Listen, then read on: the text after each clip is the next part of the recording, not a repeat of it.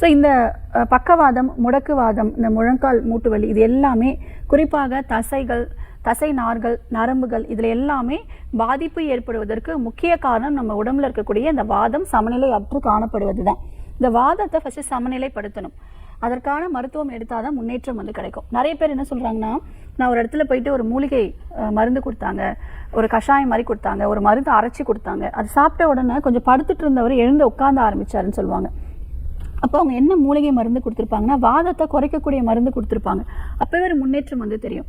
So வாதத்தை நம்ம உடம்புல இருந்து வெளியேற்றி, அதிகப்படியாக இருக்கக்கூடிய வாதத்தை வெளியேற்றி சமநிலைப்படுத்தி, இந்த மூட்டுகளில் பாதிப்பு இருக்கு இல்லையா, ஸ்டிஃப்னஸ் ரொம்ப அதிகமாக இருக்கும், அதனால் மடக்கி நீட்டவே ரொம்ப சிரமமாக இருக்கும். இதற்கு பஞ்சகர்மா ட்ரீட்மெண்ட்டு வர்மா ட்ரீட்மெண்ட் கொடுத்து இந்த ஸ்டிஃப்னஸ் எல்லாமே குறைச்சி ஃபஸ்ட்டு ஒரு குறிப்பிட்ட டிகிரி மட்டும்தான் கையை உயர்த்துவாங்க. இந்த மூலிகை சிகிச்சைகள்லாம் கொடுக்க படிப்படியாக அவங்களுடைய மூட்டுகள் எல்லாமே நல்லாவே செயல்பட ஆரம்பிக்கும். ஸோ நம்முடைய ஆர்ஜிஆர் மருத்துவமனையில் இந்த பக்கவாதம், முடக்குவாதம்க்கு தங்கி ட்ரீட்மெண்ட் பெறும் வசதிகள் இருக்குது. நிறைய பேஷண்ட்ஸ் வீல் சேரில் பக்கவாதம்னால பாதிப்பு ஏற்பட்ட பேஷண்ட்ஸ் ஃபஸ்ட்டு 1 மாதத்தில் எழுந்து நடக்க ஆரம்பிப்பாங்க.